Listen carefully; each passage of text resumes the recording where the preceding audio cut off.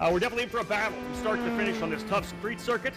We look back, and Exclusive Autosports' Braden Eves comes into tonight's doubleheader as the point leader. And he'll sure to face off from the winners from Road America, top Road to Indy prospect Matthew Exterson, and Indy Lights rookie Benjamin Pedersen from Global Racing Group with HMD Motorsports. Hello everyone, my name is Rob Howden, joined in the Cooper Tire Broadcast Center for all 5 races of this year's eSeries by Peter McKay. And Peter, man, I loved that race in Road America, and to be honest, I'm ready to do it all over again tonight. Absolutely. Well, it really is a privilege for me to join you in the booth for this Road to Indy TireRack.com eSeries, Rob, especially here now for round 2 on the streets of Detroit, Motor City. Of course, this city is so important to the American automotive industry from a management perspective, and great to go racing on the streets there. Of course, we were just before the broadcast, we talked about a certain Roger Penske, and he's been very important in getting racing back going over the last little while here at Detroit. So it's brilliant to be here, but for these drivers tonight, I mean, it's been so unpredictable. I mean, you can see the championship standings there. Braden Eves leading by just a point from Benjamin Pedersen and 2 from Max Esterson. We almost had 2 completely different top 5s in the 2 races at Road America last time out, Rob. So it's been so unpredictable so far, and it's going to be about the driver who keeps it out the walls tonight. Yeah, I'm looking forward to it for sure. The Road to Indy will make its return to the streets of Detroit. It's been since 2012 since we actually got a chance to race there. This is a very challenging circuit, as you said. There's no doubt about the fact that these drivers will be put to the test this evening. And to give us an opportunity to have a look exactly what the keys of the race are all about, let's head to Greg DeGeorgis.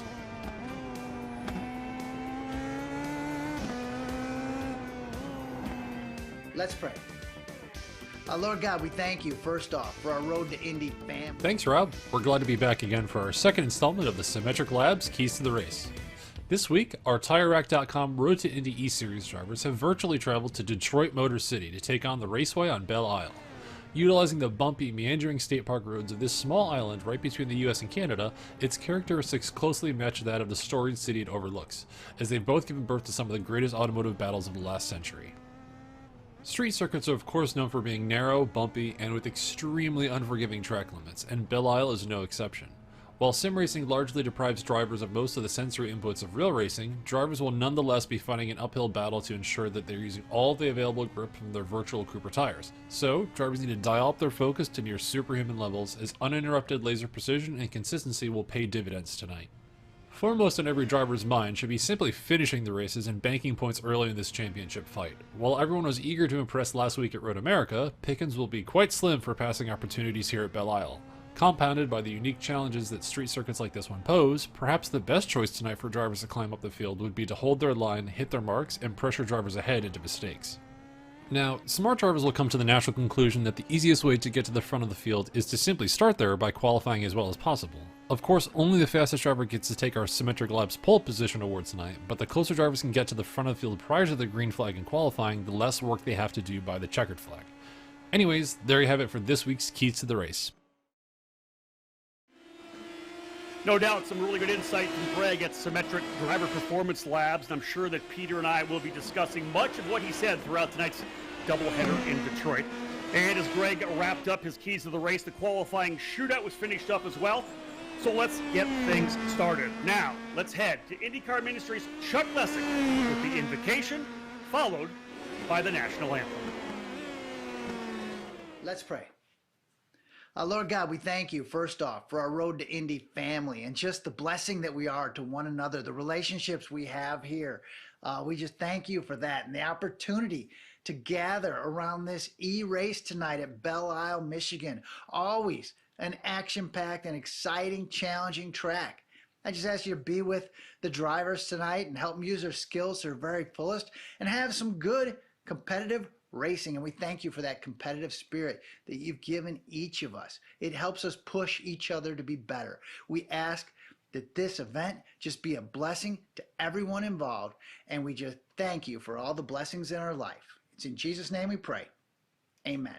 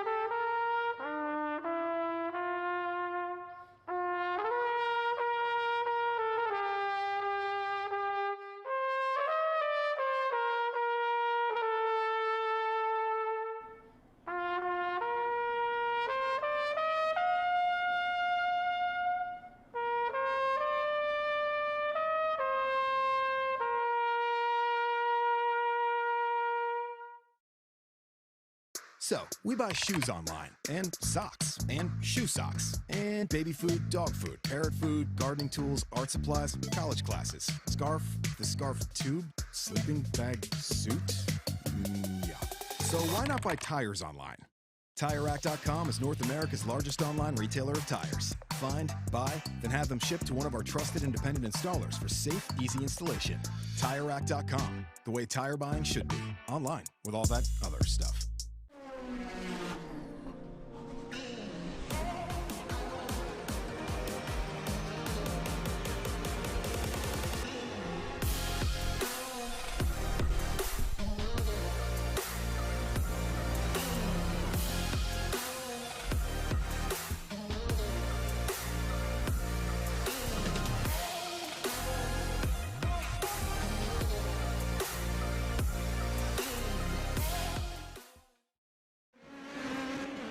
Welcome back to Detroit. Qualifying just wrapping up for round number 2 of the TireRack.com Road to Indy eSeries presented by Cooper Tires. My name is Rob Howden, joined all day and all evening here by Peter McKay. 6 drivers able to transfer out into a qualifying shootout. Braden Eves, Max Esterson, Josh Green, Andre Castro, James Davison, and Simon Sykes drivers transferring out into this final qualifying run. Still about a minute to go in the session.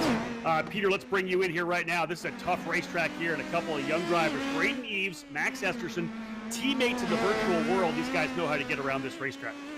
Oh, they certainly do, yeah. And we're looking at Max Esterson right now, absolutely wheeling his Tadas PM18 around right now, and just coming towards the end of the lap. He's been just getting closer and closer to the benchmark of his teammate Braden Eves, who sits on pole position right now at 122.2. Max Esterson's best at the moment at 122.5. But let's get him over the line and see if he can improve on that. Here he comes. Can he steal the pole? Oh, goodness. How improved, close is that? but not quite good enough. Indeed. 18 hundredths of a second as Esterson still on the power. There's the 91 there, and both those drivers coming to a stop. Braden Eves trying to win the Symmetric Pole Award. Andre Castro still out on the racetrack as well. Andre working to put a budget together to run USF 2000 this year with Legacy Autosport, the young American out of Florida. Looking pretty good here as well, currently in that 4th spot. He's done as well. Time is up. And the Symmetric Pole Award in that shootout is going to go to the young driver out of Ohio, the 2019 Cooper Tires USF 2000 champion, Braden Eves, with the fast lap. He'll start on the pole position. Great job there for Braden, running with Exclusive Autosport in the Indy Pro 2000 category. Of course, a pretty nasty incident last year at the Indianapolis Motor Speedway, but was on the mend very quickly. Got behind the wheel of the kart. Could do some karting as well this offseason. Been testing with Exclusive Autosport, and he's definitely an impressive young driver that we're going to see here in the 2020 season. But just able to outgun Max Esterson, James Davison sitting in 3rd. Here's your lineup here, folks. The grid for the first of the 2 races here in Detroit. Braden Eves on the pole for Exclusive Autosport, and Max Esterson on the outside of row number 1. Row 2 will have James Davison go back to his wins in Star Mazda in 2007, Indy Lights in 2008, 2009. Of course, James Davison has done a lot of Indy 500s. We saw him in the NASCAR Cup Series last year as well. A very talented driver. Thrilled to have the Australian with us here this evening. Andre Castro qualifying on the outside of row number 2. Row 3 will see Josh Green, second-year driver in USF 2000 this year. He'll start 5th alongside Simon Sykes, the Formula 1600 Championship Series title winner from last year. Row number 4 will see Toby Sowery out of the UK for Juncos Racing starting 7th. Dylan Christie for Turn 3 Motorsports starting in the 8th spot. On row 9, the Canadian F1600 champion Matt Clark out of Canada starting on the inside of row number 5 alongside Keon Tandon, the young Californian we hope to see in the Road to Indy this year, one of our prospects running for Jay Howard Driver Development. Rounding out the top dozen, a couple guys we'll see in Indy Lights this year. Benjamin Pedersen for Global Racing Group starting 11th, and Nikita Lastishkin will start 12th on the outside of row number 6. Row 7 has Eric Evans, the driver from F4 last year, a 1-race win in 2020. He'll start 13th alongside Michael Myers in the number 24. Myers finished on the podium at Road America. Bryson Morris Double champion in the Superkarts USA Pro Tour, definitely one of our Road to Indy prospects. He'll start 15th alongside Max Kaiser, who was a rookie last year in USF 2000. Moving to row number 9, it'll be Daniel Frost. Multiple wins up the rung for Daniel Frost. Was scheduled to start in 2020 in Indy Lights. Instead, ran the Indy Pro 2000 category, but will rejoin Andretti Autosport in the number 68 in Indy Lights this year, where he will go for that championship. Driver from the Lucas Oil School of Racing, runner-up from last year, Matt Christensen, starting in the 18th position, one of our RTI prospects. Yuvan Sundaramurthy, who will start his third year in USF 2000, starting 19th for Pabst Racing. And Carmine Caruso, the driver who earned the win in the WKA AMAX Racing eSports Series.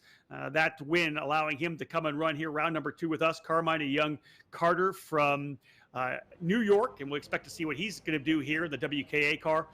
Moving to row number 11, Nate Aranda for Juncos Racing in the number 69. Eli Navarro, who won the Lucas Oil School of Racing Formula Car Series. He'll run with D-Force Racing this year. And the tail of the field, Hayden Bradley in the number 33, starting 23rd. Little teaser there, folks, 24th. Peter, we were hoping to see if we could potentially get Will Power in here. Doesn't look like he's going to make the start. But otherwise, I think we're underway. We're racing. Contact already. Contact already in the 3rd and 4th spot. Peter, another driver around. That's Sowery. He goes around coming out of the next corner. And the 26 making contact as well.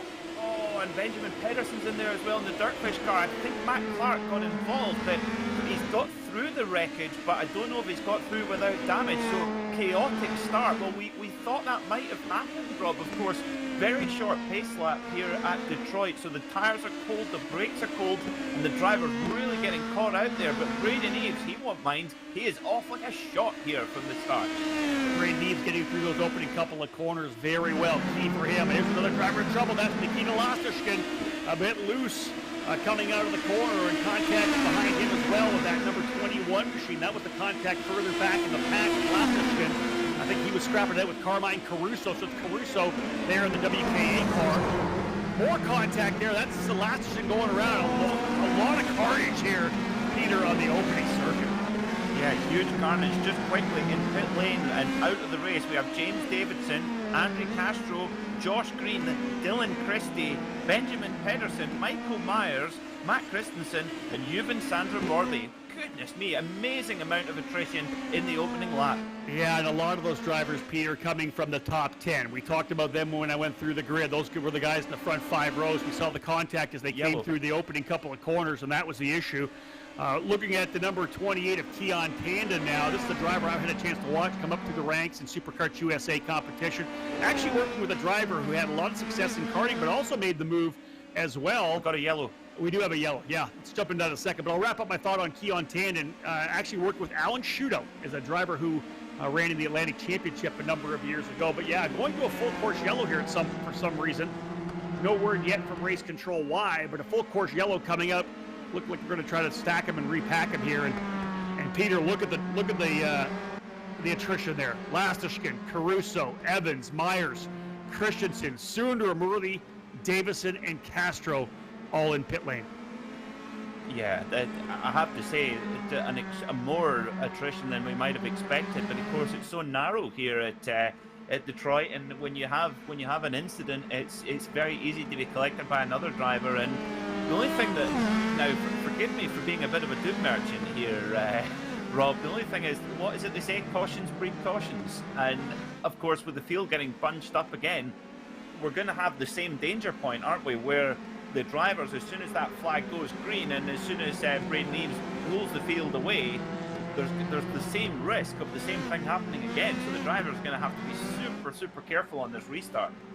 Yeah, I think for me, if you kind of look back in your mind, we haven't seen a replay yet, but most of what you saw, other than the contact of the two drivers getting together right on the opening circuit, trying to get in through turn 1 and turn number 2, we saw a lot of drivers, Toby Sowery being one, Nikita Lastashkin being the other, losing the rear end of the car as they came out of the corner, getting the power back down, losing the car. Sowery went around, same thing with Lastashkin. Looks to me like that probably caused a couple of the incidents, and of course the incident with Sowery going around, that was the chain reaction. Here's a look, we'll call it in sim, of Matt Clark, the Canadian F1600 champion. Matt Clark running currently P5, the number 26. Definitely one of the drivers that we watched impress at Road America, but he's in the pit lane as well, as is Toby Sowery, as is Hayden Bradley, a number of drivers taking the opportunity to get to pit lane here. We're riding on board, as we said, with Matt Clark. Okay, so this is interesting. Just while it's out of caution, this could be really, really smart. Just to take a couple of repairs. The tires, the Cooper tires, are pretty durable. They won't need to take new tires.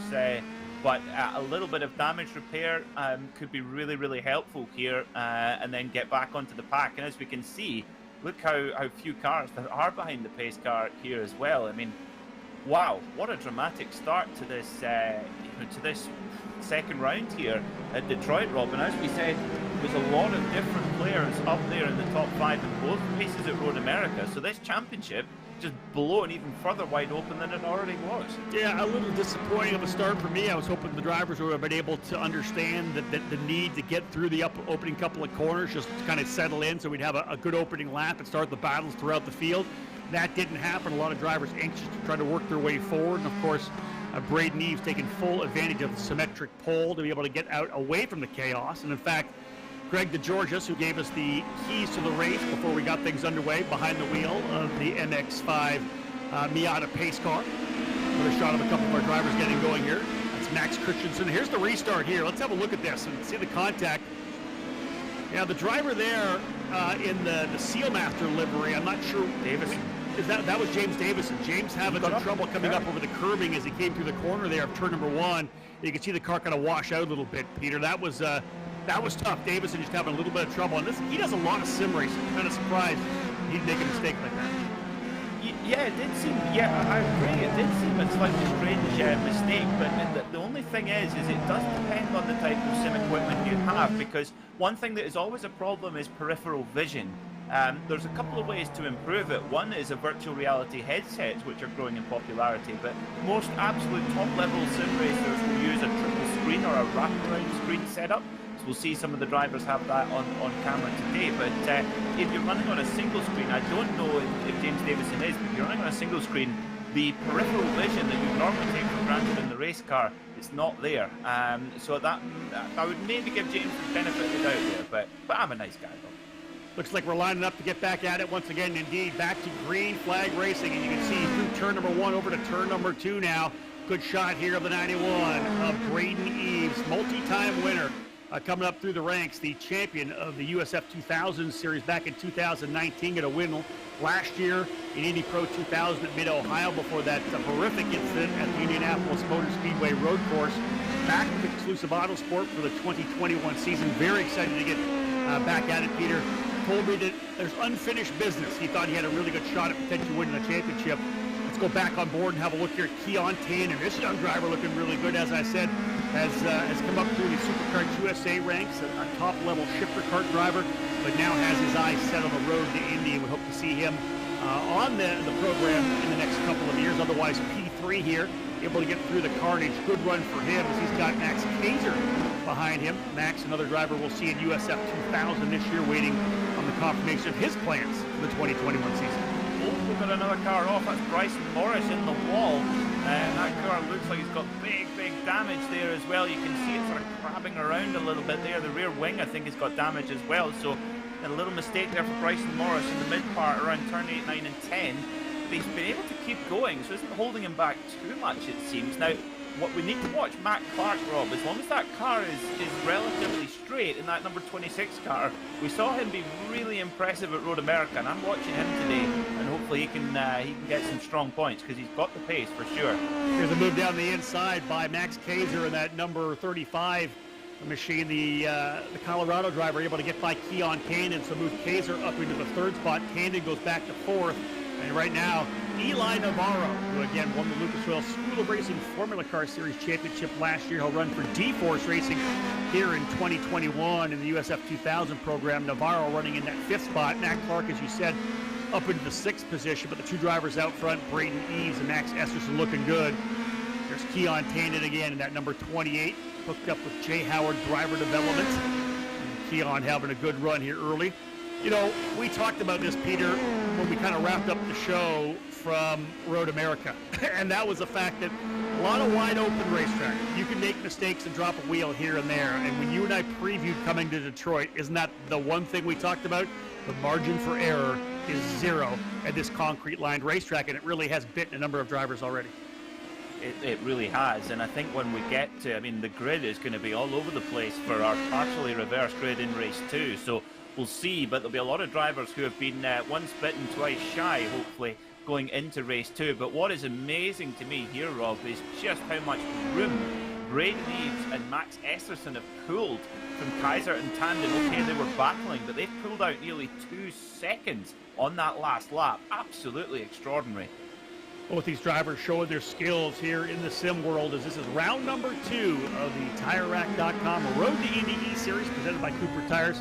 My name is Rob Howden, joined by Peter McKay in the Cooper Tire broadcast booth as we get things underway for round 2, as I said. Looking forward to see what happens for the remainder of the season. But for those of you here on Rev TV up in Canada, we say hello. We'll, of course, be capping off around 8 o'clock this evening. If you want to join us for the post-race show, you can head on over to the Apex Racing TV channel on YouTube. Peter and I will have some more interviews and cap off the event. Also look forward to next weekend's race, or next week's race rather, next Wednesday at Iowa Speedway. We'll take these drivers to the big fast oval there. Otherwise, Peter, one thing to watch for, again, this is a double header. Eves and Esterson out front nicely right now. But for the next race, the grid, we will invert the top 10. So you finish 10th, you start off pole for race number 2. That played well for Benjamin Henderson at Road America.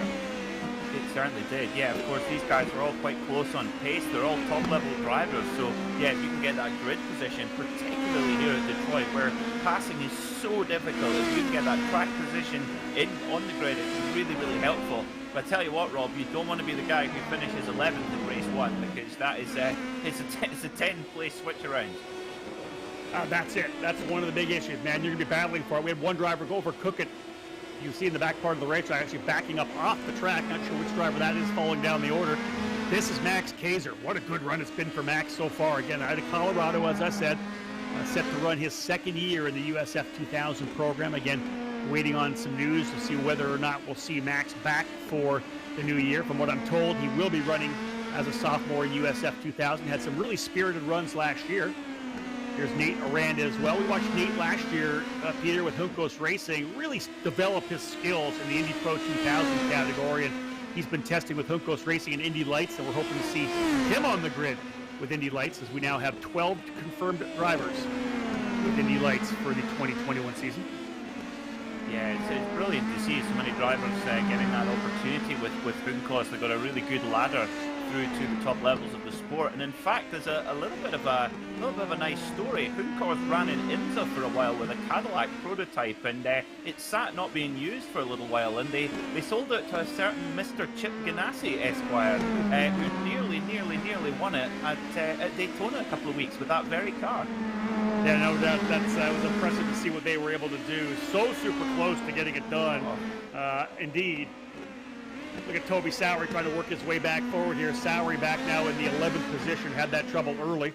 Hayden Bradley, another one of the young drivers in the Lucas Oil Formula Car Series. Again, one of our Road to Indy prospects. Of course, the program here designed for the drivers that have signed up for the Road to Indy this year. Give them a chance to go head-to-head here on Apex Racing TV and Rev TV. But we said, why not grab a bunch of drivers who have aspirations? Oh, there's contact further back. It's Benjamin Pedersen. Pedersen to the wall, and that's from 10th position. Pedersen having trouble coming out of turn 2. He has put that car in the wall. Hard contact, Peter. The driver running P10.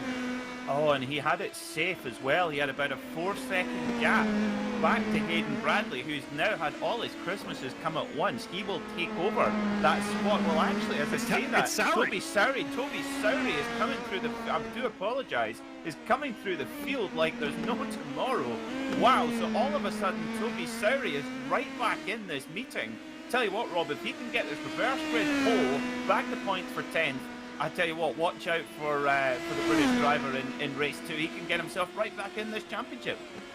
We'll have a look at that crash when we possibly can. Here's the replay here. They're on board with the Dirtfish machine. Out of turn number 2, you can see the rear end, Peter, just start to step out mid-corner, and there's a bit of a rise, and when they came back down and the suspension settled, you could see that car just jink to the right. That was a wild ride, and I'm sure Benjamin Pedersen got caught out pretty quickly on that one. Absolutely, and of course the one thing we must remind our viewers is the drivers are all on a fixed setup, so they're given an identical setup to their competitors, but the trick is they're given it very, very close to the start of the race, so they don't have time to get used to it. And I suppose that little rise there coming out of turn 1 and 2 here at Detroit, that would be something you would really try to get the car calmed down, but that car looked really nervous going over that jump, and well, Benjamin Pedersen paid the price. Just about 6 minutes remaining in the race here, and we have seen that particular corner catch out a lot of drivers. Of course, the NTT IndyCar Series drivers, the transition over there, they're trying to roll that power down. You see a lot of drivers start to lose the rear of the car, especially as those tires start to go off a little bit. We mentioned how consistent the Coopers are here, and the drivers doing a good job out front. Both Braden Eves and Max Esterson settling in nicely here. Again, coming around to the 5-minute mark, and I'll tell you, Peter, we're talking about Toby Sowery. He's worked his way up into the 9th position right now. I'm hesitant to say too much about Toby. We're watching on the racetrack now. Every time we brought his name up at Road America, he had an issue. And he literally, at the Road to Indy and their social media crew had some great audio of Toby on the race in the race car at Road America. And he was literally blaming me, giving him the commentator's curse. So I just feel like maybe we should kind of back up a little bit. I don't know. I'm not a superstitious guy. I always like to think we're giving them support as well. And Toby's been really impressive. He's been one of the top drivers so far. Also in the warm-up race that we had for Road America, he had a great battle with Nikita Lastic. Now Matt Clark's got an issue. He's just missed his braking point there. Oh goodness me! Well, that's the hardest braking point on the circuit. But Matt Clark, I don't think he's actually lost that many places, but. So he'll still get there in the reverse grid, but a little mistake there from the Canadian driver. Well, I think most definitely pushing as hard as he can to get him his way through here, and that's it, right? You're always dancing on the razor's edge. And Peter, from the very get-go, you've talked about how challenging and how bumpy this particular racetrack is. And again, now on board watching Eli Navarro, who won last year's Lucas Oil School of Racing. He's having a pretty good run here as well. P5 for Eli, and I'll tell you, I'm sure he'll be happy running where he is right now. Very impressive run for the young rookie in USF 2000. Indeed, getting top 5 points. Whoa, goodness me. Huge moment there. He did well to hang on to that. I tell you what, Rob, these cars looking very twitchy, very, very nervous, but they are real kind of razor-sharp car to handle as well. Just about 3.5 minutes to go here as well. Now, the driver's been given a setup kindly provided by the Apex Racing Academy, built by World Championship drivers who compete in the Foster Tag Heuer eSports Super Cup and iRacing World Rallycross as well. And I tell you what, Rob, it was getting some oversteer there like a rallycross car. Well, these cars are obviously a handful, and these guys are pushing as absolute to the limit they possibly can. Even Braden Eves out front. He's the point leader coming out of Road America, looking to try to get a solid rundown. A race win here would be big for him, and we really haven't talked about it that much going in here. If you win the championship, it's $2,000 cash, as well as a lot of sim time trackside with Symmetric driver performance labs. So the value of being able to get this championship could be huge for the outdoor season as well, getting a chance to get behind a wheel of Craig DeGeorge's sim at the track and to be able to get that extra track time when you're there. So I know Braden Eves really wants to win this championship. He's just a very competitive guy. He wants to win any race he's in. Got a nice little lead right now over Max Esterson. Yeah, I totally agree. I mean, you talk about a lot of the guys in the Formula E Championship. They talk so much about how important the sim time is, and it's definitely applicable, and I think it's getting more and more important as the sim continues to get more and more realistic. That time in the sim is so important, but I have to say, this is probably why I'm not a professional racing driver though, Rob. I'd be thinking, I'm going to go and blast that $2,000 on a new stereo or something like that. Well, the 2000's cash, that sim time comes as well, which is great. You can grab that stereo. I'm sure these guys here, you know what, to be honest, they're probably going to buy a stereo for their car as well. Let's be real, right? Riding on board there for a little bit with Keon Tandon, and he's starting to put some pressure back here on Max Kaiser. This is the fight for the final position on the podium. And Handon, who wasn't able to make the opening round, actually dropped me a line and said, hey, I'd love to be able to be part of this program. And I know that he's looking at the road to Indy. So we said, man, you know what? Yes, you're a prospect we'd like to see in USF 2000 in a couple of years. And I'll tell you, it's been a great debut so far for Keon. He was part of the program last year here on the eSeries during the COVID-19 lockdown. But as we get set to go racing in just a couple of months in the road to Indy, presented by Cooper Tires down at Farber Motorsports Park, this kid here is acquitting himself very well. And if there's one thing you can do here in the eSeries, Peter, that's get your name out there and have a bunch of USF 2000 Road to Indy team owners wondering who you are. Keon Tanda putting on a show here right now on the 28th. Absolutely, and I tell you what, he's really threatening for a podium on his debut in this particular season here in the Road to Indy TireRack.com eSeries. He's really putting big pressure on the 35 of Kaiser right now, and tell you who else is putting a little bit of pressure, but it's maybe a little bit too late, is Max Esterson. Max Esterson, the last time around, setting the best lap of the entire race of any driver. But Braden Eves has kind of built that margin bit by bit over the race, and it's been an absolutely superb drive. And I wonder, I think we might be getting the checkered flag this time, Rob. Maybe it's going to be close. Yeah, 19:46 on the clock. We'll see whether or not we get the checkered flag, or if Braden Eves will tuck through just enough to be able to get the white flag and give Esterson that final lap to get back around. Time winding down, as we said, and it's Braden Eves as the leader. I think we're going to hit the checkered flag. Indeed, that's one of the things here in iRacing. It comes to the time, and then across the line, checkered flag and the race win going to Braden Eves, the Ohio driver for Exclusive Autosports, scoring the race win. Big victory for him. Final lap, a good one, a 122.494. Max Esterson ends up in second spot. The battle wrapping up between Max Kaiser and Keon Tandon. Keon putting the pressure on the entire time. Tremendous battle there for a couple of young drivers. Kaiser in the 35 ends up P3, capping off the podium. Tandon in fourth spot. And rounding out the top five, this kid hasn't even turned the wheel yet in USF 2000. Eli Navarro, P5 in race number one. When we come back, we're going to talk to Braden Eves. An important decision is afoot. This man is about to buy tires on TireRack.com.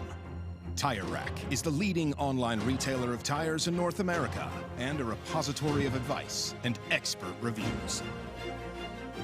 And it's done!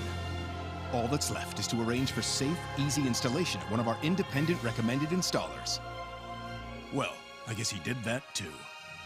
TireRack.com, the way tire buying should be. As your uncle, I want you to know that on the road to life, there will be rough spots, and they will chew up your tires. I recently took a road trip to Greensville to attend a chili cook-off. Rough roads all the way down. I drove there on these Cooper Discoverer and Duramax tires. You know, they're made with the durability of off-road tires, but for on-road driving. Without them, we might never know the winning bean-to-meat ratio of a good chili. And those are the things in life, my friend, worth driving towards. So go with the Coopers. Cooper! I'm hungry now. Well, I'll tell you, Peter, I've seen this before in our real-life racing in the Road to Indy, a dominating performance by the number 91 of Braden Eves. This is the guy that can get the job done, especially when you give him the pole position. He gets a bit in his teeth, and he'll put the hammer down.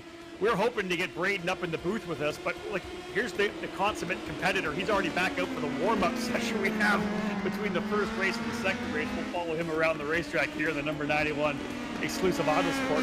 We'll see if we can grab him before we get rolling here. Otherwise, while this is happening, we might as well bring up the results, give you the full result lineup from race number one. A great run, as we said, for Braden Eves, and I think as the point leader coming in, he'll be pretty happy with that one. Ends up with 30 points, extending that gap over Max Esterson. Max Kaiser, as we said, in the third spot. Keon Tandon fourth, and Eli Navarro rounding out the top five. Good run there as well, I think, for Nate Aranda coming home P6. Matt Clark, a couple of issues here and there. Matt will run the F4 series this year. He ends up in seventh. Bryson Morris had an issue, tagged the wall, but he holds on for eighth. Hayden Bradley in ninth. And I'll tell you, Peter, with the flip, with the top 10 invert, Timmy Pagliuso is going to start on the pole position. What a great story he is as well. Yeah, it's absolutely fantastic. Timmy working for the Rahal Letterman Lanigan team, and Takuma Sato's pit crew he actually works on as well, but does a little bit of racing as well, Rob, you were telling me. Yeah, we've had Timmy. He's got a couple of great sponsors, and we had him running USF 2000 a couple of times with us so far, and just a great guy, lots of energy, a lot of support to get him racing. We're hopefully going to see him back on the track again this year, but as you said, one of the guys that goes over the wall on IndyCar race weekend is Takuma Sato, and again, great to see him running here with us in the TireRack.com Road to Indy eSeries presented by Cooper Tires, and it'll be gut check time for him, Peter, because the 28-year-old's going to start in the pole position. Absolutely. Well, I tell you what, he's got a fantastic looking haircut there. Another guy with a good haircut. Dario Martini won here 21 years ago, so maybe there's an omen there. But actually, Timmy, he'll be a little bit of a benefactor of Toby Sowry. Now, this is my theory, Rob. We weren't talking about Toby Sowry when he had an accident on the last lap and gave away that reverse grid front row and has to start from 11th now. And so maybe there isn't much theory in that after all. Maybe if we've been talking about it, he might not have had the crash. So it's not our fault, was what you're saying? No, definitely not. No, it never is. No. I love that. I had a chance to see Carmine Caruso there in the WKA car. He had a pretty good run as well. And again, this next race that we're about to line up for here momentarily, folks, these drivers have to be patient. We saw some issues on the opening lap, of course, of race number 1. The drivers now have to get in there. They've got to settle in. Be patient. Get through turn number 1 so that we're able to have a good run. Here's Eric Evans as well, the 17-year-old driver who will run this year for Velocity Racing Development, a win last year at Homestead in the Formula 4 series. Good to see him here as part of the Road to Indy as he works his way around. But again, folks, we've got ourselves another race. Inverted grid. We'll see Timmy Pagliuso on the front row. We've had drivers having a bit of issue here to cap things off of this session. Here's Josh Green. Not surprising, wanting some extra lap time because he had some issues before. But folks, when we get back from this break, we're going to throw the green. Race number 2 here from Detroit up next. An important decision is afoot. This man is about to buy tires on TireRack.com. Tire Rack is the leading online retailer of tires in North America and a repository of advice and expert reviews. And it's done! All that's left is to arrange for safe, easy installation at one of our independent recommended installers. Well, I guess he did that too. TireRack.com, the way tire buying should be. Rick Motec, high-performance sim racing equipment. Whether you're just looking to have fun, train for race day, or become a serious eSports competitor, Rick Motec has you covered. Hundreds of name brand parts. Support from experts that love sim racing. Trusted by the pros.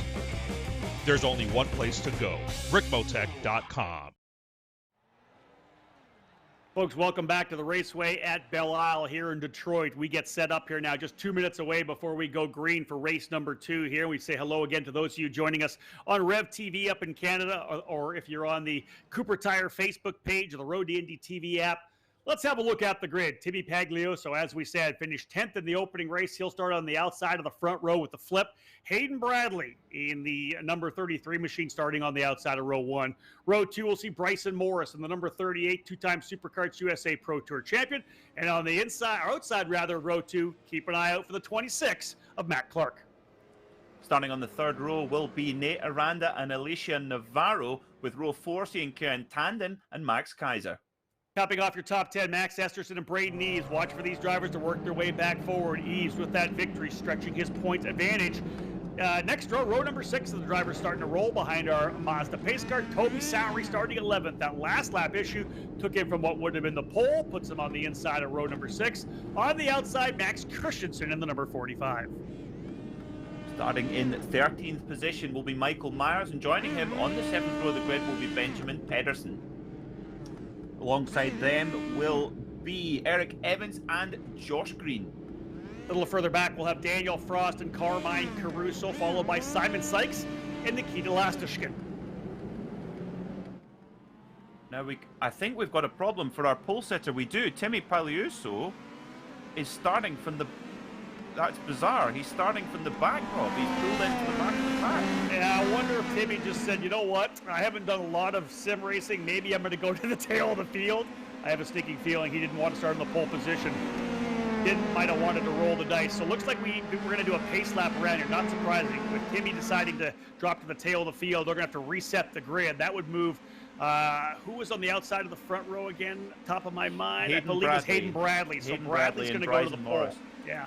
So they're going to have to set these guys up with communication from race control, and we'll see that go. And we're set to have green flag here. Actually, we're set to already have the green flag. So we're going to do a full pace lap around, get them set back up again. Greg DeGeorgis from Symmetric piloting the pace car today. And again, we'll get things rolling here. We should have Hayden Bradley on the pole, and then we'll have Bryson Morris on the off pole. That is, unless they decide to, Hayden Bradley should be on the pole, unless they decide just to move the one row up. Of course, no contact with us for race control, so we can't give you the exact lineup. But the bottom line is, Timmy Pagliuca would have been on the pole, electing to move his way to the tail of the field. And back on board with a couple of drivers here. Matt Christensen on the right in the 45, and Matt Clark in the 26 on the left. Peter, a little look to the inside. You mentioned the three-screen setup. That's what Matt Clark's got going for sure. Yeah, that's a very serious setup that Matt Clark's got there. I love the Momo seat as well. That's very cool as well. He needs to get some Sabel gloves though. He'll have sweaty hands in this in this Road to Indy TireRack.com eSeries. But yeah, you can see that's a fancy setup that Matt Clark's got. So no excuses there. I tell you what, though, Rob, the drivers will be very, very glad of this extra pace lap because when those tires are cold and those brakes are cold, the car can be even more of a handful than we already saw. So I think a lot of the drivers will be very glad to get that extra lap under the tires, under the brakes, and they'll go into this start a little bit better prepared. Being told Timmy Pagliuca with some technical issues with the hardware on his sim setup, so we are getting ready to go racing. It'll be the 33 of Bradley on the pole, the number 38 of Bryson Morris off pole, getting set to go for race number 2 here from Detroit. Let's see if we can have a clean opening lap. We had a lot of chaos in race number 1. The tight confines of Belle Isle challenging the drivers here in this Road to Indy eSeries, lining things back up as we get set to roll. Put in the hands of Hayden Bradley as they work their way out, and we are underway. Green, green, green, through turn number 1. But Matt Clark gets a good jump. He'll go to the inside to take the lead immediately through turn number 2. Clark goes to the lead. Little contact with Morris on the wall on the outside of turn 2. Another driver all the way around, further back. Contact with 2 or 3 drivers back in the pack. But Peter, Matt Clark going to roll him into turn number 3. Yeah, brilliant start from Matt Clark. Of course, he was actually starting from 4th on the grid before we lost Pagliuca, so he moved up one and he made full advantage of it. And I tell you what, now we're going to see what we've been waiting for 3 races now. Rob, oh no, big stack up, big stack up on the exit of 6. Here's the replay of turn number 1 and 2, and I believe one of the drivers involved was Carmine Caruso. Indeed, he got into the curbing on the inside of the racetrack. That also took out Nikita Lastashkin, so that was the issue there. Braden Eves falling back to the tail of the field here as well as the other issue that had just happened as we went to the replay. Not sure what happened to Braden Eves. There he is there. That's Braden rolling off the side of the racetrack. So, man, a lot of issues. That's actually the number 35 going around as well. Max Kaiser on the podium in the opening race. Peter, he spins around as well. Drivers again having trouble with cold tires here. Dear me. Oh, huge. Braden Eves. He will be absolutely out of that reckoning now. We've also got Hayden Bradley in pit lane with a very torn up Tadis chassis. So again, it's another attritional race, Rob. I can't believe it. And listen, Peter, we got to say this. You're talking about the guy that won the race as the point leader. Braden Eves having some trouble as well. I think that obviously this track, very tough for these young drivers here, having to really get settled in. Battle further back here between Eric Evans, Simon Sykes is in there, Nate Aranda, Michael Myers. Sorry, Rob. Matt Clark's had a crash. Sorry, I do apologize. Our leader's out. He's had a crash. So a crash for Matt Clark. We haven't seen it on the racetrack, but the number 26, supposedly with issues on track. He's back onto the racetrack here, though.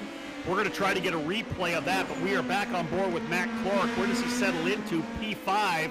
Here's Timmy Pagliuca still having his issues. He's going to pull off to the side of the racetrack. That'll be it for Timmy Pags. But an issue for Matt Clark. Let's have a look at it. Here's the replay. Leading his way down that back straightaway.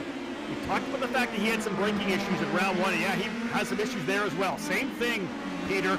Not a crash, just an overcooking it into the corner. Put a lot of pressure on the braking zone. Loaded up, didn't have contact, but again, for the second straight race, some braking issues for Mac Clark. I will say this, Mac actually down in Florida right now. I'll give him a little bit of an explanation. Down in Florida for some racing this particular weekend, and on a sim he's never driven on. The one that we've watched him on, he's never raced on that sim before. The race at Road America last week was back at home in Campbell Hill, Ontario. He's in Florida, so maybe just a little bit more time to get used to the sim he's on. That is a big factor for sure. It's certainly a very high spec sim, whoever it belongs to.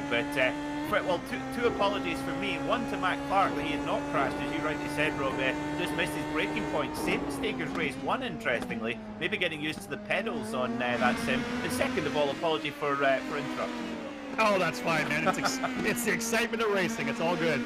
Keon Tandon now has gone to the lead, though. Up with all the chaos around him, Keon Tandon trying to make that impact we talked about. Look what this guy has done. P4 in the opening race, and within the chaos and the flip, the reverse of the grid, he finds himself as the leader. Bryson Morris running in the second spot, P3 now, Max Esterson. And we'll take some time to talk about Esterson as well. Pretty cool for Max, of course, a strong run last year, 5th in points, Peter, in the F1600 Championship Series, but he's going to go overseas this year, planning on coming back to USF 2000 in 2022. But for this year, he's going to go to Low Dempsey Racing, one of the most famous F1600 teams in the UK, to run the British Formula 1600 Championship. Well, we'll be very, very happy to have him here in the United Kingdom, and offer being, I'll happily go and clean the wheels for Team Esterson here in the UK. Hopefully he gets to come up and race at Knock Hill at my local track here.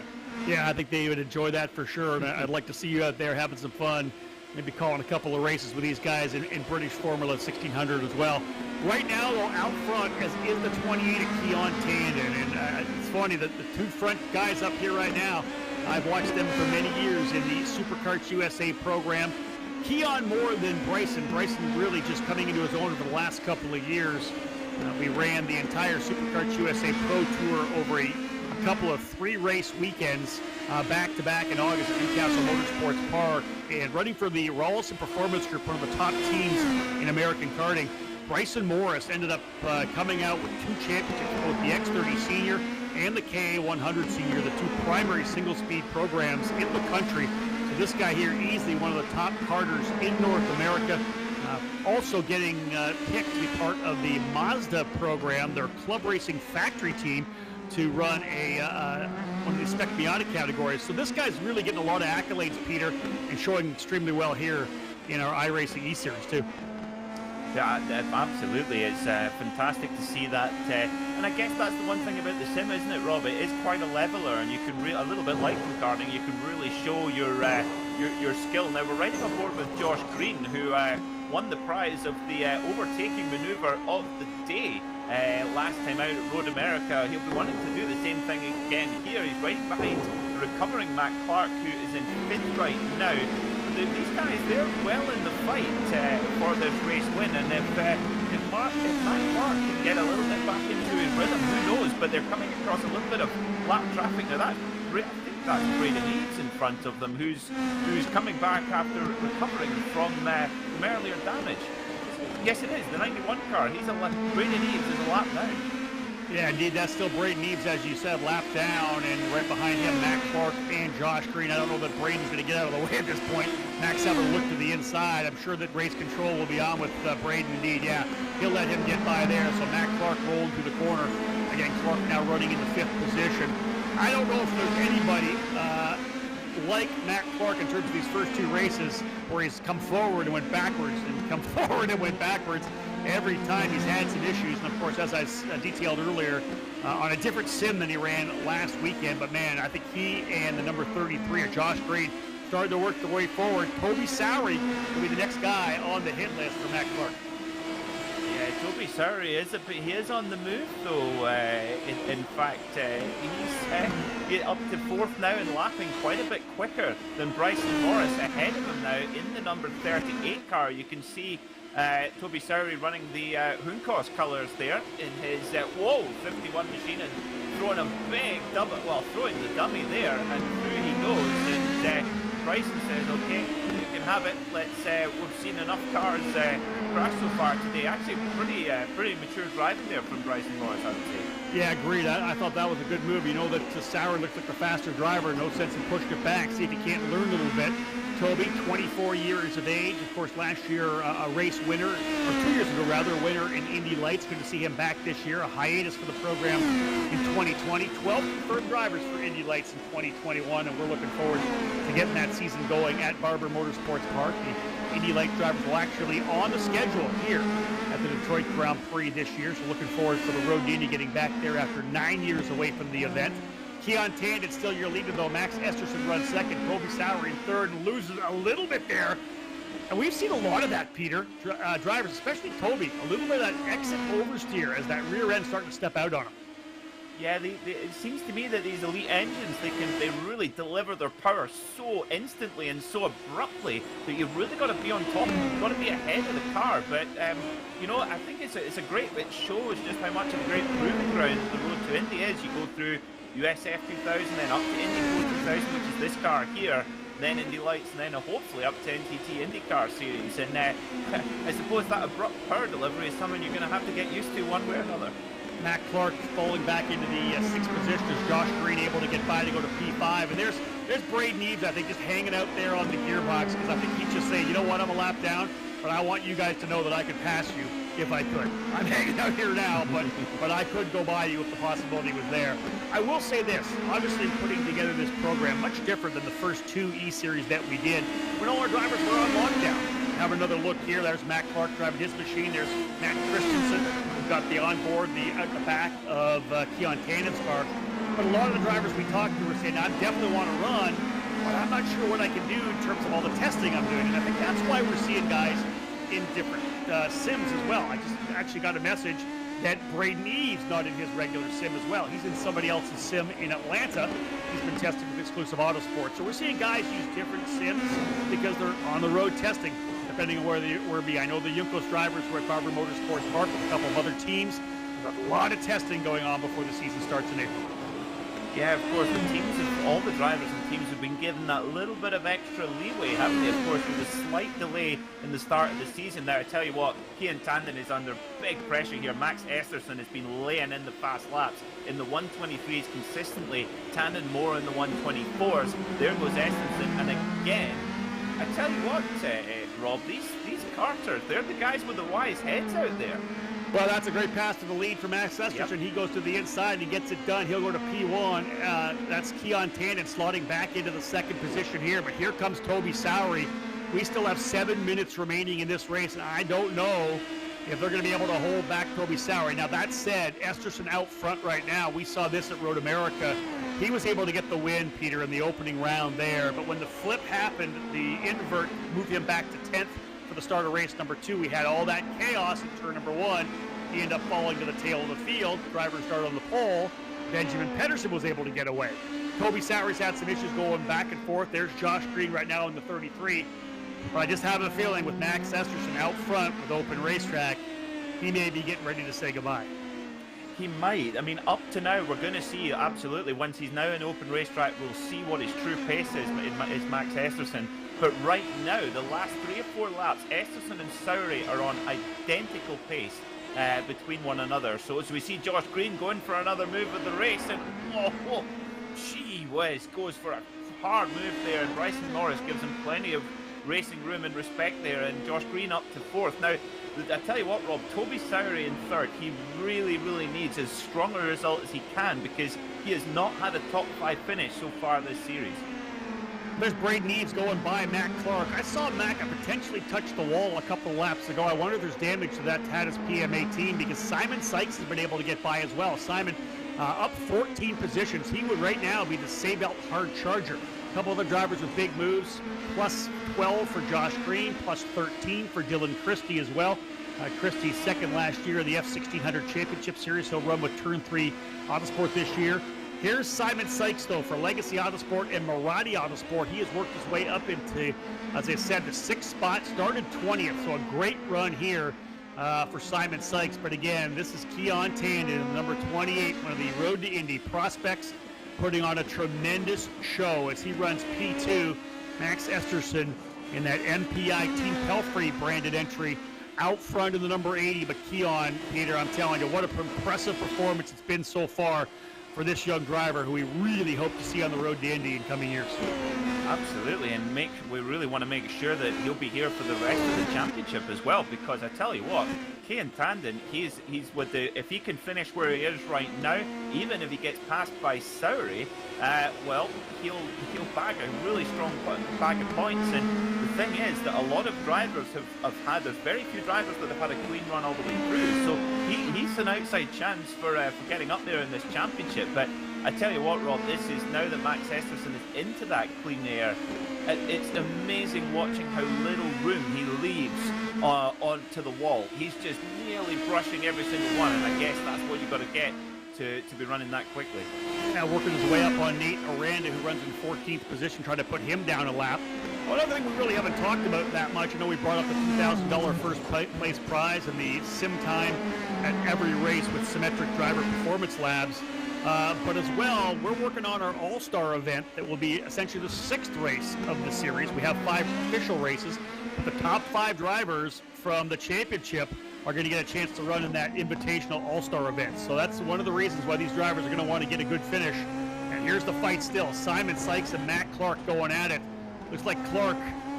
No, that's actually Bryson Morris right in front of Simon Sykes. So Simon trying to work his way into the top 5. Already 14 spots up, Peter.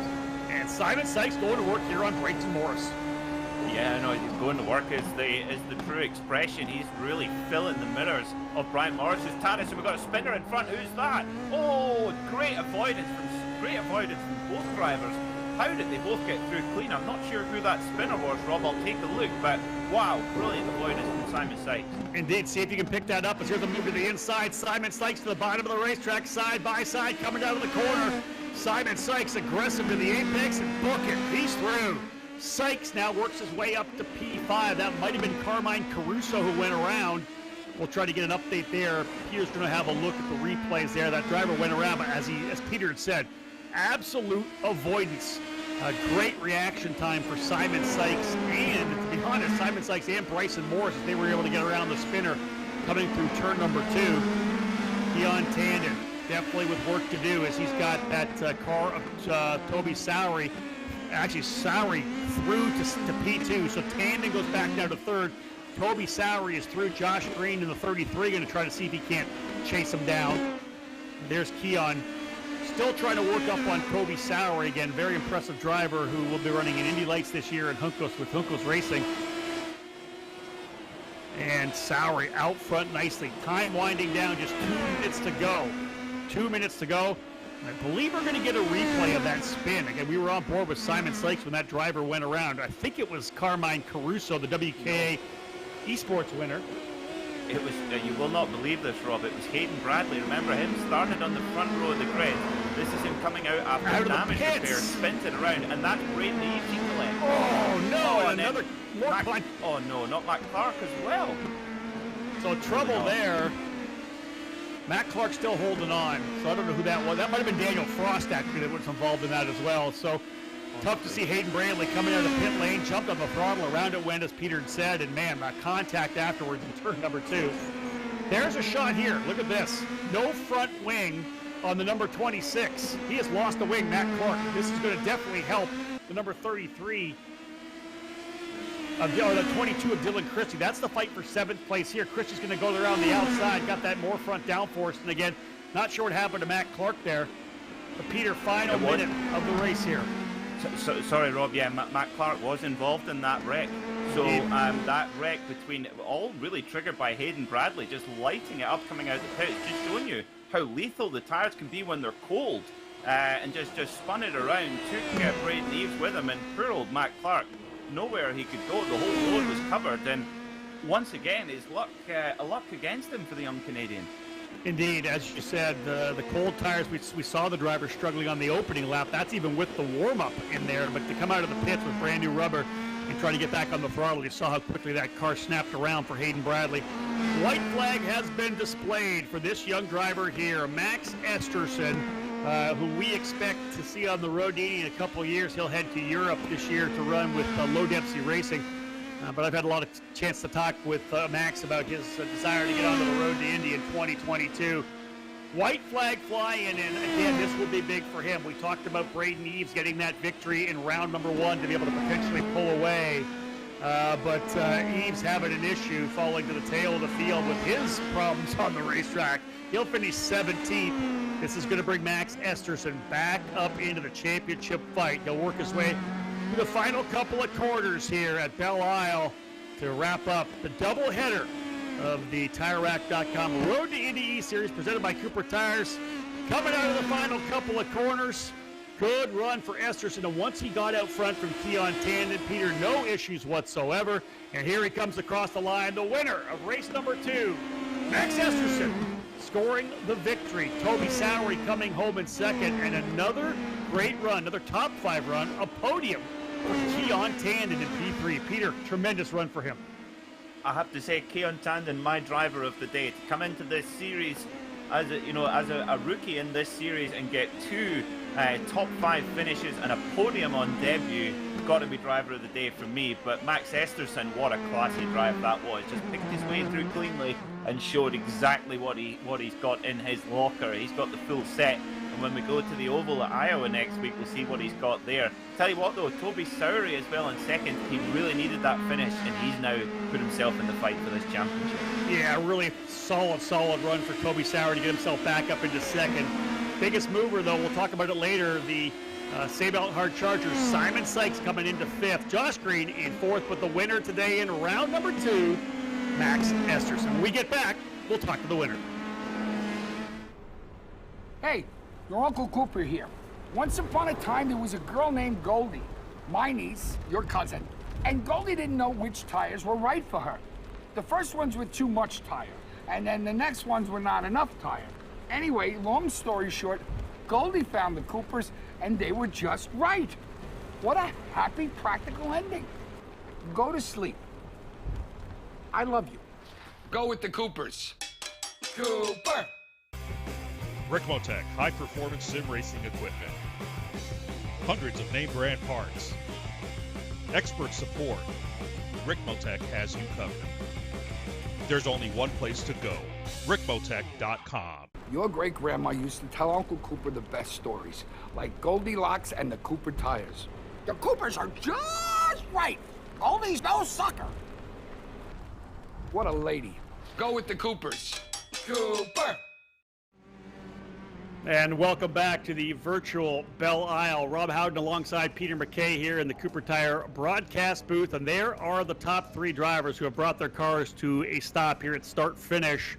Max Esterson with the win, Toby Sowery in second, and the young Californian Keon Tandon capping off a brilliant weekend here at Detroit. A 4th in round number 1 and race number 1, and 3rd on the podium here in race number 2. Of course, our broadcast team will do what they can to get Max Esterson to join us here in the broadcast booth. Peter, though, we'll get a chance to have a look at the results momentarily, but man, that was just a tremendous race up front, but a lot of great racing once the chaos kind of settled down. Yeah, I think it did take you're right, it did take a couple of laps to calm down, but I think here at Detroit, it's always going to be that way. It's the same at Long Beach as well. These street tracks, they've no room for error at all, and quite narrow as well, so difficult for drivers to get through. But here you can see the amazing how many drivers off the lead lap entirely, Rob. You know what? We'll have a look at the feature results here now as we our crew works to get Max Esterson up into the booth for our interview. Big win for him, 2.7 seconds, as you said. Toby Sowery, though, really was one of the men on the move, able to work his way up into second spot. Got his way by Josh Green, slipped by Keon Tandon late in the race to grab second. So even though we talked about him throughout the entire race, the commentator cursed not doing anything to Toby here in race number 2. Keon Tandon, though, I think you can't say too much about this young driver, as he really put on a show for us here in his debut in the 2021 program. Simon Sykes, though, great run for him as well. Again, we'll talk about this in the post race. If you're joining us on Rev TV again, head to the YouTube page, Apex Racing TV. Peter and I will have a wrap-up show after we cap things off here. Simon Sykes, great run up to P5. Bryson Morris held on, though, Peter. Pretty good run into P6. Absolutely, yeah. Bryson really, really strong. And do you know what, Rob? He played it smart when there were guys like Toby Sowry and Josh Green, etc., who were coming through and clearly had a little bit more pace under the car. He didn't push it, and he just made sure he brought the car home, and he's got a real bag of points for the privilege. No doubt about that. Matt Clark having a good run to finish in 8th spot. Max Kaiser in 9th, and Eric Evans rounds out the top 10. Well, joining us now, though, here in the booth, another victory, his second of the series, and it's going to put him right in the middle of the championship battle. Max Esterson, a lot of chaos out there on the opening couple of corners, opening couple of laps, but you were able to find your way to second, got a good pass on Keon Tandon, and was able to run away for the victory. Give me your thoughts on race win number 2. Yeah, I was just trying to survive lap 1. Honestly, it was just a big traffic jam, and avoided 2 or 3 wrecks, and then yeah, I just kind of picked my way through slowly, not making any big moves, and yeah, it worked out. Can you give us a little insight? It seems like the cars were unbelievably loose, especially exit oversteer on the opening couple of laps. Did you find that? Was the track pretty slippery out there? It was a little slippery, but I think some of it was just the setup. We were dragging quite a bit, scraping the floor, so when you hit the brake, it would drag and understeer. Then once you got on throttle and the nose would lift, it would have some clearance, then it would oversteer. So I think that was part of the issue. And then just driving behind people is super tough, just with the aero push. You know, for the second straight race on the invert, you found yourself on row number 5 for the start of race 2. Did you approach it any differently this time after the issues you had over at Road America? Yeah, I was just more patient this time, just taking it easy. I knew I had time on my side. I think I was in 3rd with 13 minutes to go, so had plenty of time to make 2 passes. Nicely done. Well, you're probably going to work your way up into the points lead, I would think. We'll have to see how it shakes down, because an issue for Braden Eves, he finishes down in 17th. So your sim racing, your sim team partner not having the greatest of weekends. Were there any major issues you had to get away from? Were there any close calls that we didn't potentially see on the broadcast? Mostly just the first lap. I think that's where Braden got hit. I think we even touched. I think we were trying to avoid a wreck. And yeah, so I may have had a little bit of damage throughout the race, but it wasn't too bad. Well, Peter McKay, you're my broadcast partner here. Any other questions for Max, the race winner and the feature event? Well, Max, yeah, Peter here in the booth. Congratulations on another great drive. I mean, my question is how are you looking forward to coming over here and racing with us here in the UK? I'm super excited. Yeah, I'm just ready for it, ready to get going. It's more fun than this, than the sim. But yeah, it should be super fun, tough, you know, good competition. So I'm excited for it. Well, you got to give us look us up when you get here, and we'll do what we can to make you feel welcome. Will do. Well, Max, congratulations. We'll let him get back to the paddock. Pretty good run there for Max, as we said, another victory. 2 wins on the season thus far. And we do have enough time here before we cut off the broadcast here on Rev TV to bring in the driver who we talked about a lot. So Toby Sowry, you cannot say commentators curse. Congratulations. Solid run there in race number 2. Yeah, I will say commentators curse though from race 1. Right? Well, maybe. But race 2, yeah, it was good. Good fun. I think I was shaking more than I ever have anywhere before. Really? Yeah. I don't know what it is about sim racing, but my legs go to jelly. Let's talk about it a little bit. We watched you a number of times where you had some exit oversteer where the car was really getting away from you. Was it just you kind of getting used to the setup that they gave you? A little bit. I mean, I'm no specialist on the simulator, so I think it's a little bit of me being ropey. But yeah, the sim was, you know, hard to get to grips with in the setup.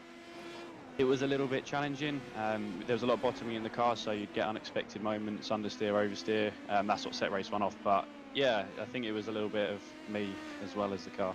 You know, I know a lot of hard work with you and your team over the off-season. How good was it to finally be able to announce that you're going to be back in Indy Lights with Juncos Racing here in 2021? You're going racing. It took a while to put it together, but when we get the barber, you're strapping in.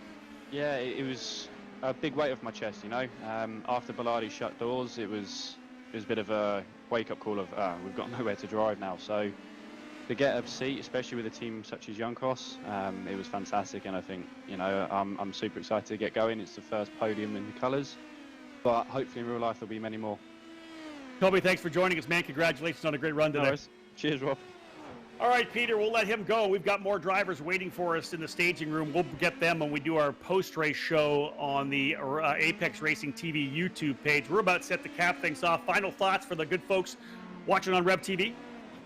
Well, it's well, we hope you enjoyed that here on the Road to Indy TireRack.com eSeries. I mean, what a chaotic day. It was what we expected here at Detroit. A completely different challenge for the drivers than we saw at Road America. And do not forget to tune in next week, of course, when we go on to the Oval at Iowa. And who are we going to see hit the front there, Rob? It's impossible to tell right now. Well, really, isn't that the great cross-section of the Road to Indy and, of course, the NTT IndyCar Series as well? We start the season off at a natural terrain road course like Road America.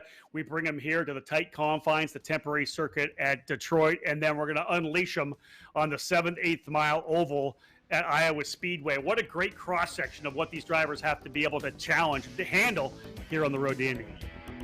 Absolutely, and I think that's what makes this whole ladder all the way up to the NTT IndyCar Series. I think that's what makes it one of the premier, if not the premier, racing arena in the world, because of that adaptability that you need. I mean, road courses are one thing, but to be able to be good on road course and on the ovals is what you need to be the NTT IndyCar champion, and that's what makes it such a special series and makes you more of the complete package, in my opinion. You know, Peter, we talked about patience is what you had to have both at Road America, and of course you had to have it here on the streets of Detroit as well. The drivers that didn't have patience were the ones that had trouble. Man, when we get going on that oval, we're going to see 2, 3 wide. They better have patience there as well.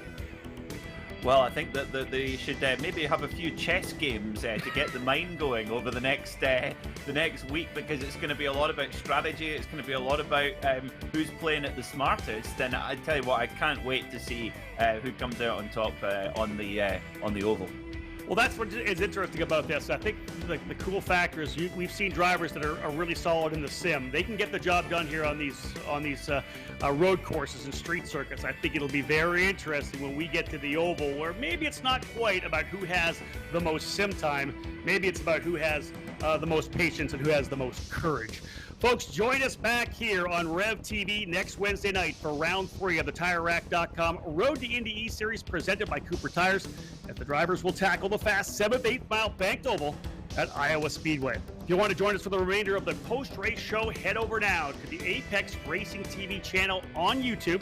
We'll line up more interviews and we'll preview deeper the race at Iowa. Kudos again to tonight's winners, Braden Eves and Max Esterson.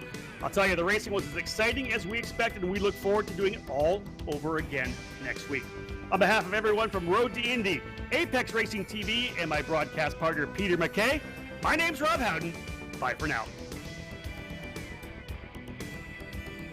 I recently took a road trip to Greensville to attend the chili cook-off. Rough roads all the way down. I drove there on these Cooper Discoverer and Duramax tires. Without them, we might never know the winning bean-to-meat ratio of a good chili. So go with the Coopers. Cooper! So, we buy shoes online, and socks, and shoe socks, and baby food, dog food, parrot food, gardening tools, art supplies, college classes, scarf, the scarf tube, sleeping bag suit. Yeah. So why not buy tires online? TireRack.com is North America's largest online retailer of tires. Find, buy, then have them shipped to one of our trusted independent installers for safe, easy installation. TireRack.com, the way tire buying should be. Online, with all that other stuff. Your great-grandma used to tell Uncle Cooper the best stories, like Goldilocks and the Cooper tires. The Coopers are just right. Goldie's no sucker. What a lady. Go with the Coopers. Cooper!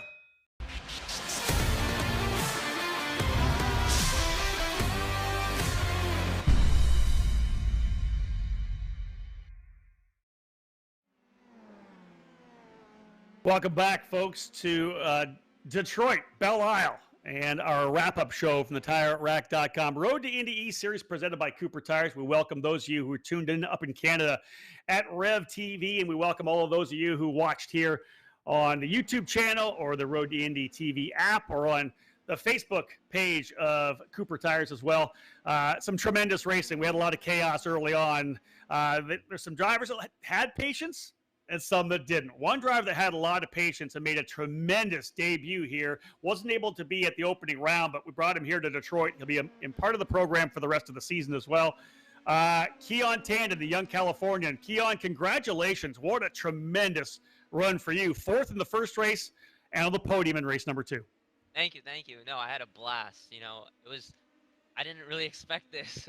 So I knew that the first couple laps was going to be really hectic. So I just had to be really patient, and yeah, it was crazy. I didn't expect this. Listen, obviously we talked about it in the broadcast. You get the setup, before the race. You don't get a chance to do a lot of practice on it. You get a first feel for it. Detroit's a track you have to get comfortable on. It's bumpy. We've heard from other drivers talk about the car bottoming out a little bit. Overall, how did you feel the setup was, and how tough was it? How difficult was it for you to adapt with the setup that you were given? Oh no, it was super difficult, especially right when we got our setups. It's completely different from the practice setup that we got before. It was very loose at first, and then it got grip, and then it get loose. So it was changing every lap. So we had to adapt every single lap. But yeah, no, it was very difficult.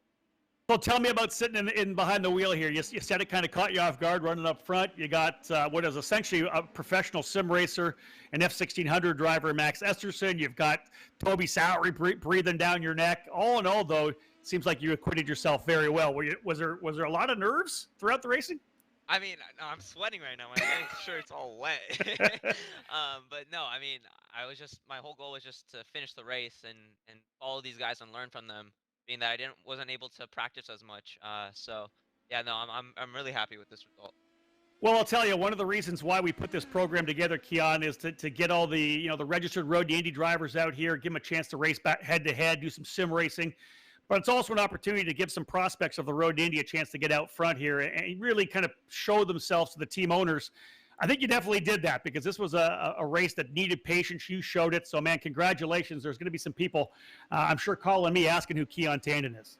Thank you. Anybody you want to thank right now? Do you have any sponsors on the program? No, not right now. Hoping to get some, but I would thank my mom and my dad and Alan Shudo.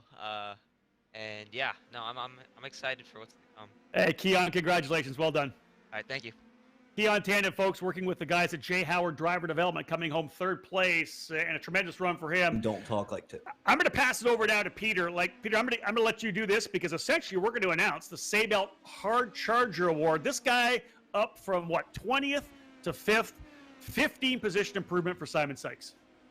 Yeah, absolutely superb job, Simon, to climb so many spots to win the Sabelt Hard Charger Award. Now, one of the normally the Hard Charger Award would be making lots of passes on track, but here today at Detroit it was collision avoidance. Tell us about your journey through the field. Yeah, thank you very much. I think I may have made 1 or 2 on-track passes, but you're right. It was about dodging a lot of those crashes, even late in the race. So staying out of trouble, I really don't know how I managed it. There's a lot of stuff I should have gotten caught up on, but stayed out of it, just stayed clean and was able to work my way from almost last to, I think, 5th is where I finished. It was indeed, yeah, and a strong bag of points as well for that. Simon, of course, coming out of 2020 as the F1600 champion in the US. What have you got planned for this season? Fingers crossed. I'm really looking forward to a solid USF 2000 season. I tried a couple weekends out in 2020. I was able to score some decent results. So looking for a real strong run this season in the Cooper Tires Road to Indy. Well, that would be absolutely fantastic. And of course, last year winning the Team USA scholarship as well. So did you get to take the trip over here to the UK? Unfortunately, I didn't. My good friends Bryce Aaron and Jackson Lee both took that trip, but I had commitments here to actually run St. Petersburg in the USF car, and it was a great experience to gain. I mean, obviously, I wish I would have gotten the opportunity to go over there. It's a once-in-a-lifetime opportunity, but building the experience for St. Pete to get ready for a strong USF 2000 season with Marati Autosport and Legacy Autosport was the primary goal. Hey, I tell you what, as backups go, running at St. Pete, that's a pretty good backup plan. Simon, It's how's your experience overall been so far here in the Road to Indy TireRack.com eSeries? We had, big natural road course last week at Road America, street circuit at Detroit this week, and then we go on the oval next week. I mean, how's your overall feeling been of the series? Well, I'm really looking forward to the Oval, and it's a really, really well put together series. It's probably the best league officiated run I've seen on iRacing, but my start hasn't been too great. That last race was a finally caught a break and was able to actually go to work, but I haven't had the best luck in the first 3 rounds, so looking for better results in the next few weeks. Well, we're certainly looking forward to seeing that, Simon. Before we let you go here on Apex Racing TV, is there anyone you'd like to give a shout out to on the broadcast? Yeah, absolutely. Maradi Autosport, Legacy Autosport, they're huge supporters of mine. I'm looking forward to having a great season with them. And Andre Castro, who's teaming with me in the iRacing leagues right now, a great friend of mine, and I'm looking forward to working with him more. Those are the main ones, my parents obviously, but really everyone that's helped me get to this point of being able to race USF. Never thought I'd be here, but so glad I am. Well, we're very glad to have you here in the Road to Indy, Simon. All the best for the rest of the Road to Indy E-Series and for the upcoming series. As my broadcast partner, Rob Howden, says, outdoor motorsport compared to the sim. Simon, thanks very much for coming to chat to us, and we'll speak again soon. Appreciate it, and remember to book it. That's it. Simon, you've taught him well, Rob. I have, haven't I? Yeah, tremendous young driver for sure. And here's excited to get a chance to talk to this driver as well. We discussed a little bit in the broadcast how we have a partnership with the Road to Indy and the World Karting Association. They have their own eSports series that's brought to you by AMAX Racing and Summit Racing Equipment. And this young driver here from New York, Carmine Caruso, was able to win their second event, and of course that qualified him to run in our second event. Carmine, I wish you would have had a little bit better luck because there was a lot of chaos around you. Did you at least have a good time? Oh, no, 100%. First, I got to say thank you to the Road to Indy E-Series as well as the WKA and their respective teams for putting on this great event and enabling me to do something like this. I'm super grateful for the opportunity, and while the races may not have gone to plan, I'm just very grateful to be out here and just enjoying my time, really. Good man. Walk us through the opening race and the second race as well. I know that there was some issues, man. We had a lot of chaos in the opening couple of corners, especially the first corner, the first lap of race number 1. Were you able to get through that one, or did you get caught up there as well?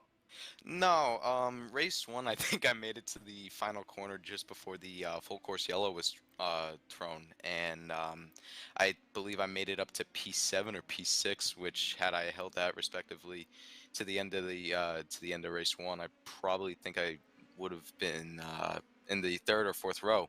Yeah. For the for the second race, which would have been really cool, and just trying to hold some ground there, and then a driver spun right in front of me, which ended my first race, which wasn't great.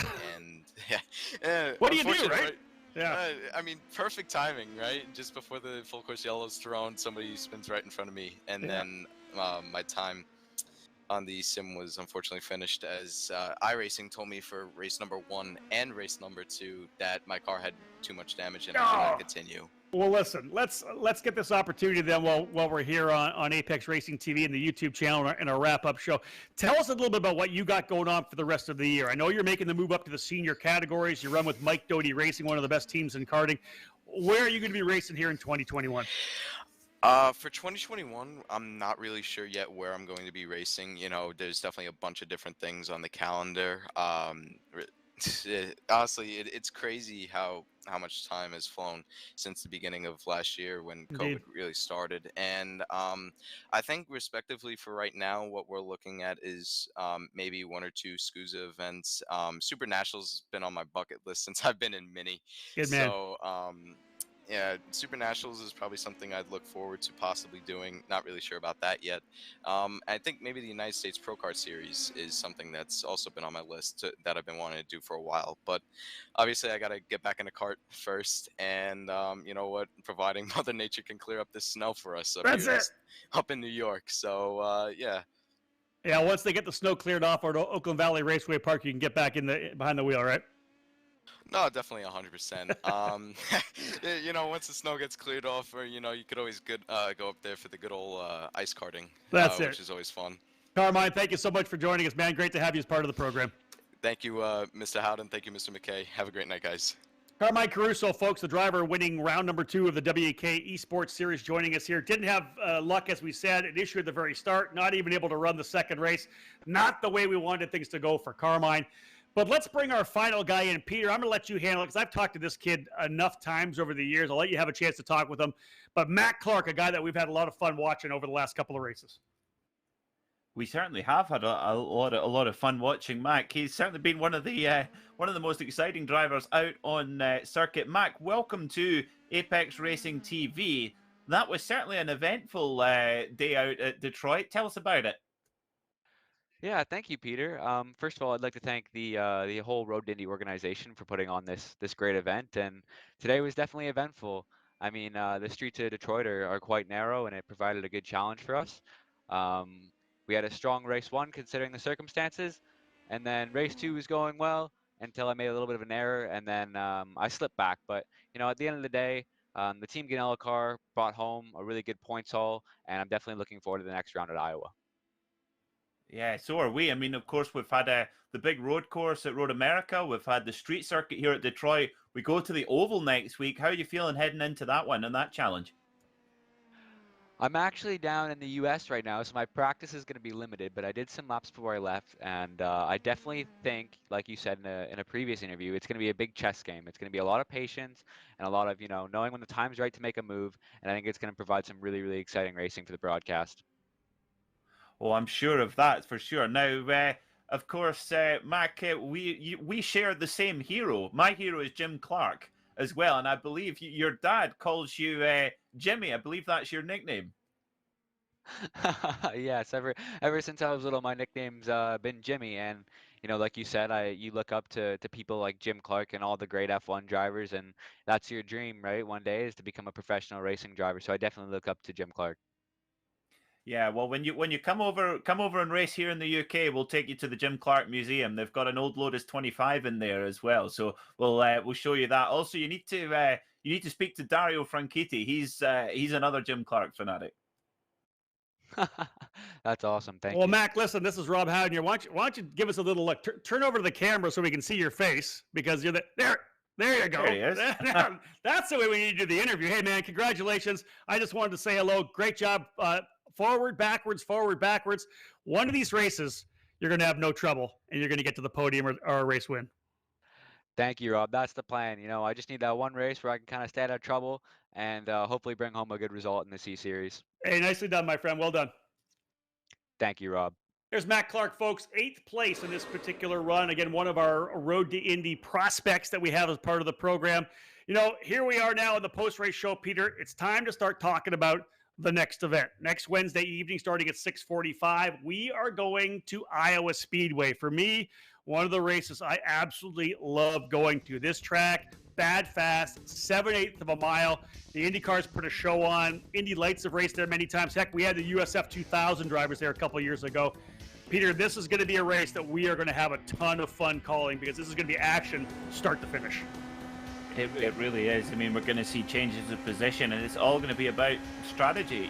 These drivers are so close in talent that it's all going to be about where to make the move, what to do, and also not getting involved in any silly wrecks like we saw today at Detroit as well. Although you might not think it's as relevant, but it will be. At Iowa, it's super quick. Obviously not that high bankings as well, so yeah, it's going to be a fantastic show watching these drivers going for it as well, and hopefully we'll get James Davison as well back as well to come and run with the guys. Well, this one might draw a couple more drivers. Those of you may have saw on our lineup, we had Will Power actually in with one of our warm-up sessions. He wasn't sure if he was going to be able to make the race or not, so he was in a session. We're going to see if we can't get Will in there. We'll see if we can't get James Davison back. I know a lot of these guys love running the oval. This is one that's going to be interesting, because drivers are going to be talking a little bit about the draft, because there's a big draft with these PM18s. You get in behind someone, you could potentially get that aero push where you don't have that air flowing over the front wing. We're going to see drivers drifting up the track. We're going to see 2 wide, potentially 3 wide. That's the beauty of Iowa Speedway. You get on a run. And I think you're going to see drivers start working their way forward. That's going to be the exciting part of this, Peter, is the fact you really don't know who's going to step up and be fast at this particular track. No, it's a complete unknown. I think even more so, we've obviously seen Max Esterson and Braden Eves probably show the ultimate pace on the road courses so far, but on the oval we've not been to one yet in this eSeries, and I think that's when the form book gets thrown away. It's all about who's got the cunning, who's got the guile, who's got the right strategy. And let me throw one name out here for this one here, because we already talked to him tonight. Simon Sykes does a lot of oval racing on the sim, and I've called a number of races with Simon, running against guys like Will Power and Ryan Hunter-Ray and James Davis and Gabby Chavez. He gets a chance to run occasionally with some of these big dogs, and he can get the job done on the oval. And I think it's going to be pretty exciting to see what Simon's going to be able to do. But again, a lot of guys are going to be able to work their way back forward again, which is going to make things super, super fun to watch here next weekend. That's why they call you the Road to Indy Insider. You've got all these little tips. It's a good thing that there's not much betting on this form of the sport, because everyone would be looking at you for the hot tips, Rob. Yeah, true enough. Well, listen, Peter, give me your final thoughts on Belle Isle, the run at Detroit here. A lot of chaos for sure, but what are your final thoughts on it? Yeah, chaos was certainly the order of the day. I mean, more than I perhaps thought. But that drive in the final race there from Max Esterson, my goodness me, when he got into clean air, he was just imperious. And interestingly, when he got that clean air, that was when he started to build a couple of tenths per laps on Toby Sowry, who'd been matching him up to that point. So he just hit the afterburners a little bit. But I think with Toby getting on the podium there, getting a runners-up spot, I think that'll give him the confidence, and he'll go into the next round at Iowa looking to solidify his championship campaign. But the absolute last thought is that the championship fight is blown wide open. We've got so many drivers who could take this title. Indeed. And one thing you're not going to see at Iowa is somebody pull away in clean air like Max Esterson and Braden Eves did today. That's not going to happen, because that draft's going to be there.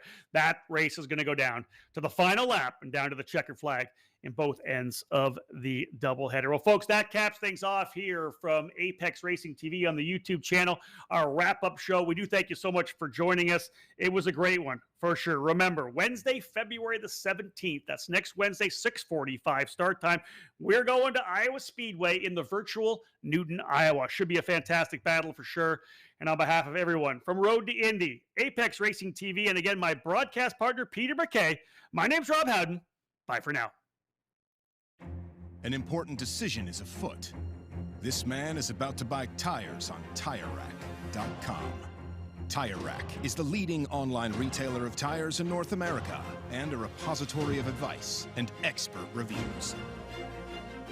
And it's done! All that's left is to arrange for safe, easy installation at one of our independent recommended installers. Well, I guess he did that too. TireRack.com, the way tire buying should be.